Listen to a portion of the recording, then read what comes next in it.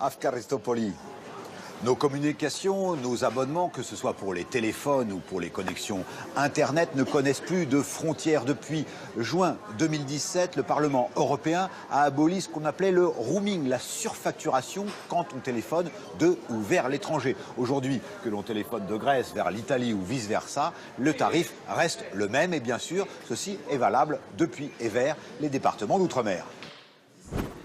Tout individu qui surfe sur Internet voit ses données personnelles, son nom, son âge, son adresse, ses usages collectés et parfois même commercialisés par les opérateurs d'Internet à des fins de publicité ciblée. Eh bien, depuis le 25 mai 2018, ça n'est plus possible de collecter les données personnelles d'un citoyen européen contre son gré et la loi est très sévère envers les géants du net. Elle peut infliger des amendes qui vont jusqu'à 4% du chiffre d'affaires annuel de l'entreprise. Et pour un géant comme Google, ce serait 1 milliard d'euros.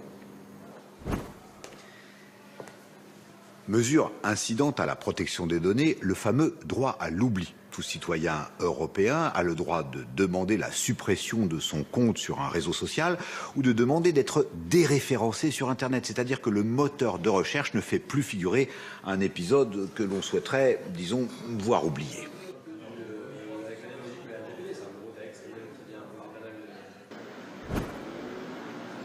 Parmi les chantiers numériques européens, il y a l'interopérabilité. Alors derrière ce terme barbare se cache une idée toute simple. Par exemple, que les cartes de sécurité sociale de tous les citoyens européens soient lisibles dans toutes les pharmacies d'Europe. Pour les Français, ce sera la carte vitale.